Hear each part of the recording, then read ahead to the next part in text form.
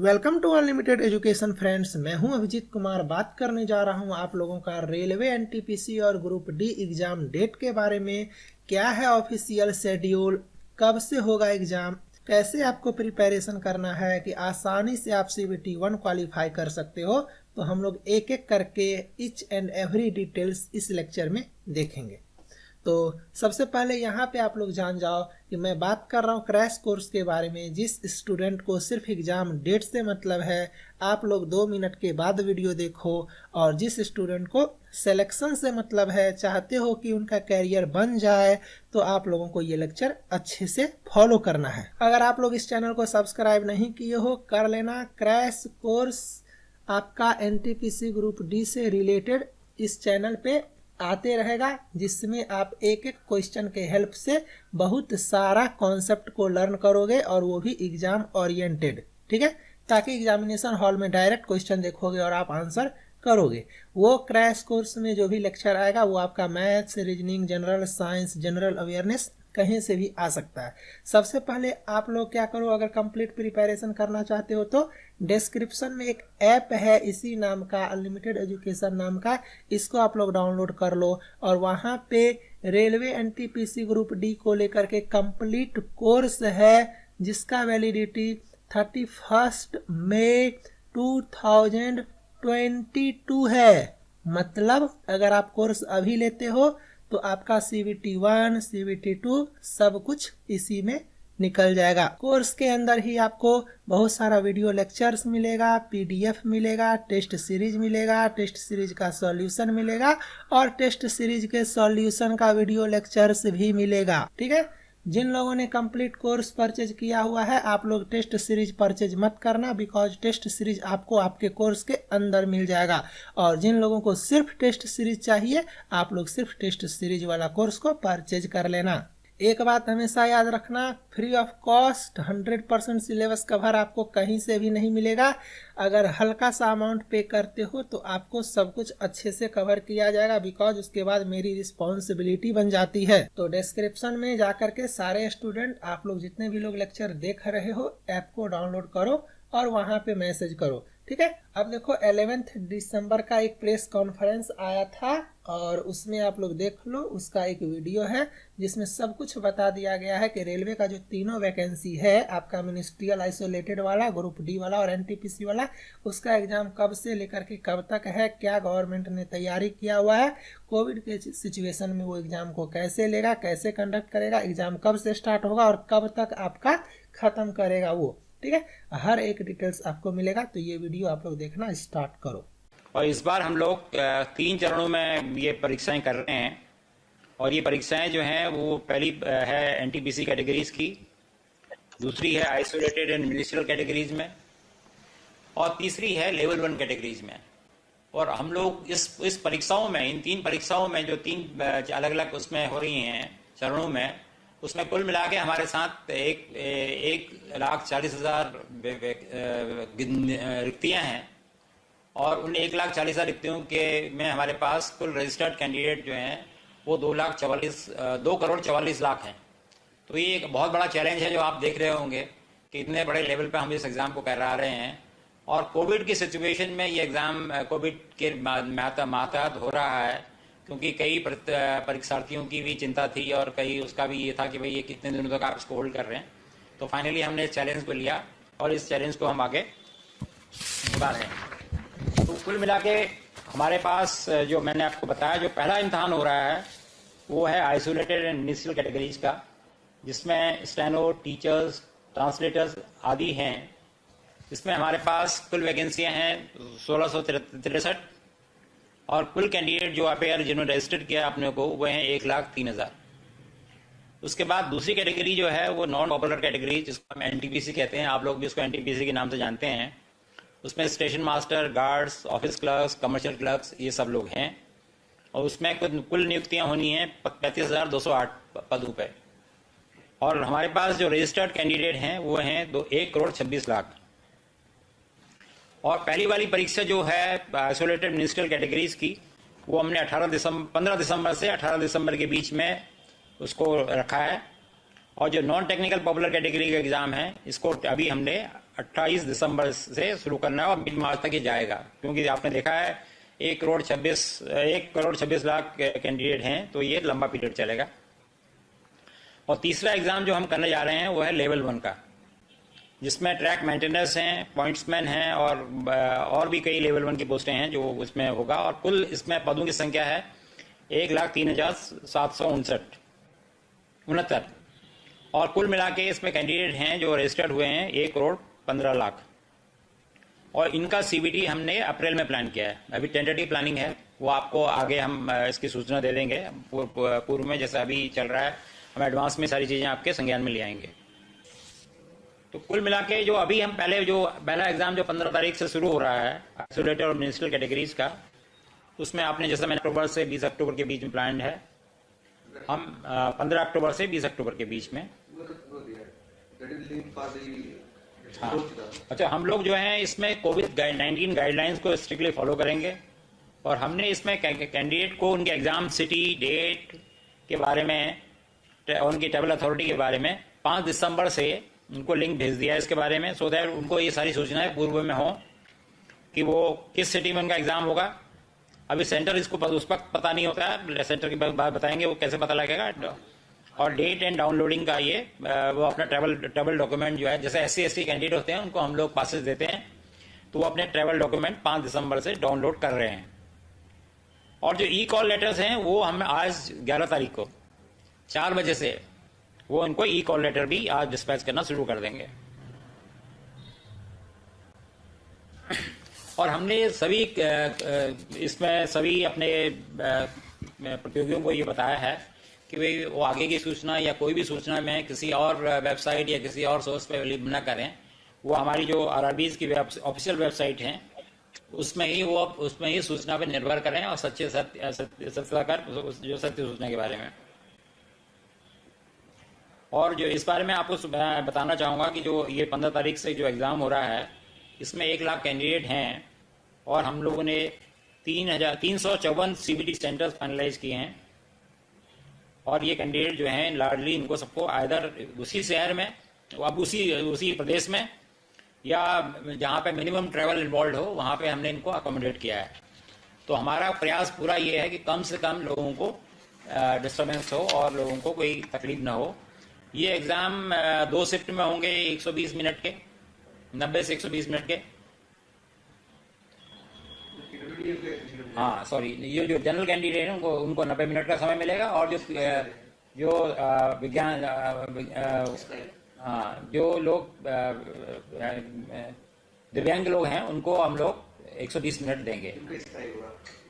और वो जो है स्क्राइब के साथ वो उनको 120 मिनट मिलेगा। और ये एग्ज़ाम जो है पहली शिफ्ट 9 बजे सुबह शुरू होगी और दूसरी शिफ्ट 1:30 बजे होगी। मैं आपको ये बताना चाह रहा था कि पहली शिफ्ट का गेट ओपनिंग टाइम 9 बजे होगा और गेट क्लोजिंग टाइम 10 बजे का होगा मॉर्निंग में, और एग्ज़ाम 10:30 बजे शुरू होगा। और दूसरी शिफ्ट जो है 1:30 बजे से शुरू होगी, 1:30 बजे गेट खोलेगा उसका, और गेट क्लोजिंग जो है वो 2:30 बजे हो जाएगा और 3 बजे से एग्ज़ाम होगा। तो हम, और अगली स्लाइड में मैं दिखाऊंगा आपको कि कैंडिडेट समय जो 1,25,000 क्या कितना, अच्छा हाँ, ये 1,11,917 कैंडिडेट किस तरीके से, किन प्रांतों में किस तरीके से इनका डिस्ट्रीब्यूशन है, वो आपको इसकी जानकारी मिल जाएगी इससे।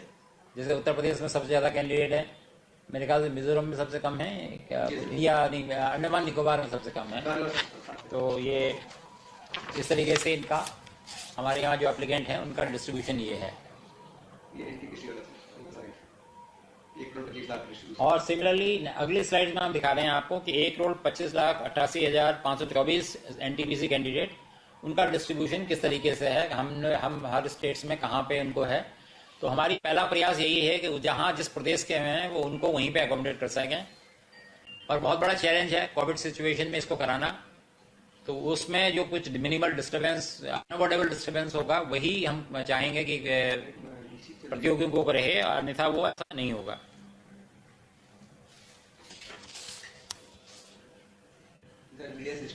ज़्यादा से ज़्यादा हम कहीं पे यहाँ पे हम तो मैक्सिमम ओवरनाइट जर्नी का रहेगा कि उनको एक ओवरनाइट जर्नी मैक्सिमम करनी पड़ सकती है। फीमेल और पीडब्ल्यूडी कैंडिडेट जो हैं उनको हमने कोशिश किया है कि वो अपनी होम स्टेट में ही अकोमोडेट हो जाएं। तो जो लोग दिव्यांग लोग हैं या जो महिला प्रतियोगी हैं उनको हम लोगों ने उनके गृह प्रदेश में ही समायोजित किया हुआ है। और जैसा मैं पहले बता चुका हूं कि कुछ अनऑर्डेबल इंटर स्टेट मूवमेंट होगी, क्योंकि वो जिस तरीके से डिस्ट्रीब्यूशन है कैंडिडेट का, उस वजह से कहीं पे ऐसा रहेगा फैक्टर कि कहीं पे ओवरनाइट जर्नी लोगों को करनी पड़ेगी। और हमने इस मामले में ये कोशिश किया है कि रेलवे की सुविधाएं सदस्यों को मिलें, और जहाँ जहाँ पे हमने अपने जो ट्रांसपोर्टेशन डायरेक्टरेट है उनको उनकी ट्रैवल रिक्वायरमेंट उनको बता दी है, और जहाँ जहाँ जरूरत पड़ेगी और जहाँ जहाँ पे वो फिजिबल होगा वहाँ पे हम लोग स्पेशल ट्रेनें उनके लिए चलाएंगे। हमने सभी चीफ सेक्रेटरीज को स्टेट्स में उनके इस संज्ञान में इस बात को लाए हैं। हमारे अध्यक्ष महोदय ने उनको लिखा है कि वो जो हमारे आरआरबीज हैं, जो रेलवे रिक्रूटमेंट बोर्ड्स हैं, जो रेलवे भर्ती परिषद हैं, तो उनको वो उचित वहाँ लोकल एडमिनिस्ट्रेशन को ये आदेश दें या उनको ये सुझाव दें कि उनको उचित सपोर्ट दिया जाए और वो उनको, जिससे कि स्मूथली ये एग्जाम कंडक्ट हो सके।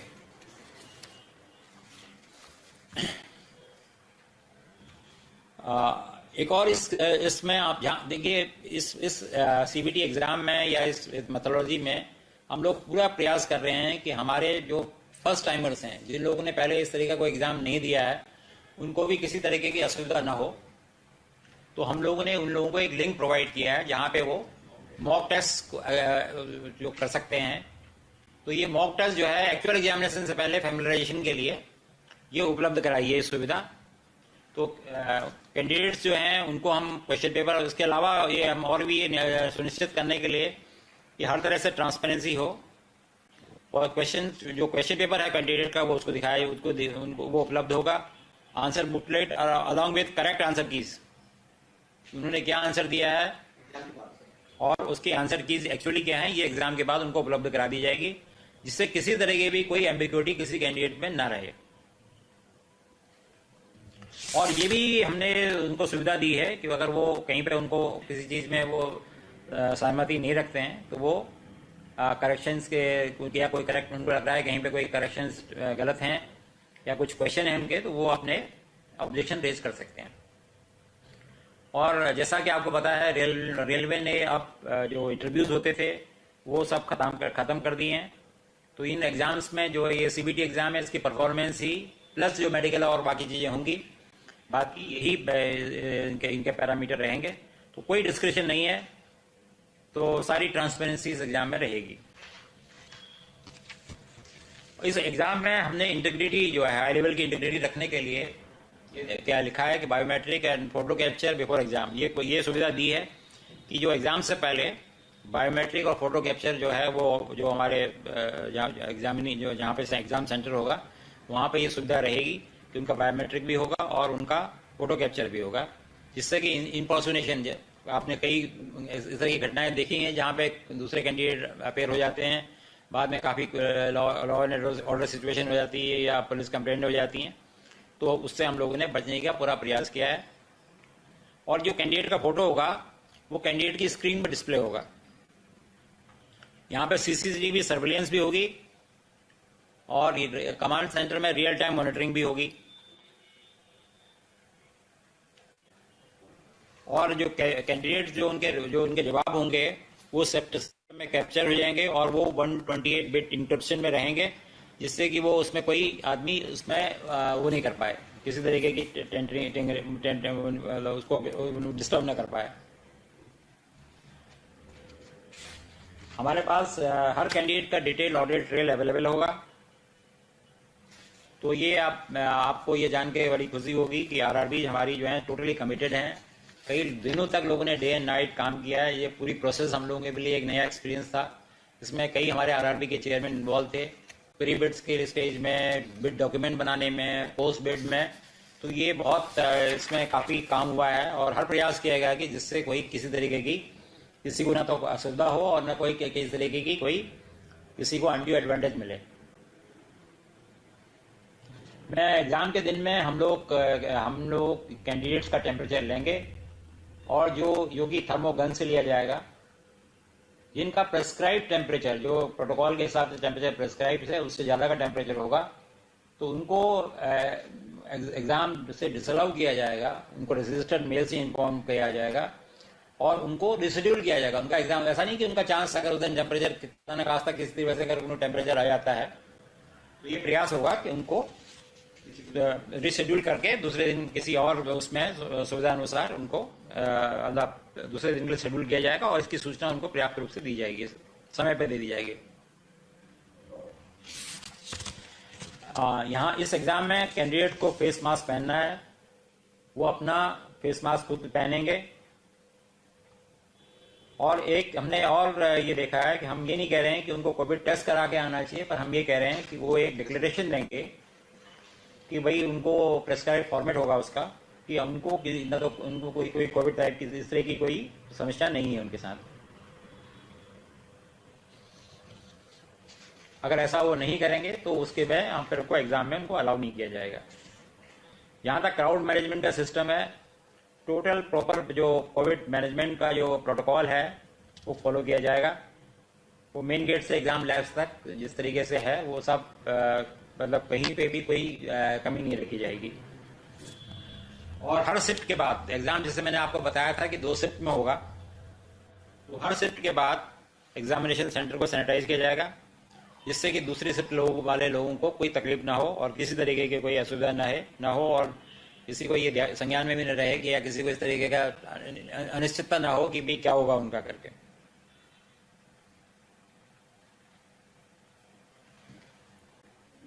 तो इस तरीके से हमने जितने भी रिलेवेंट प्रोटोकॉल्स हैं, गाइडलाइंस हैं, उनको हम लोग 100% कंप्लाई कर रहे हैं।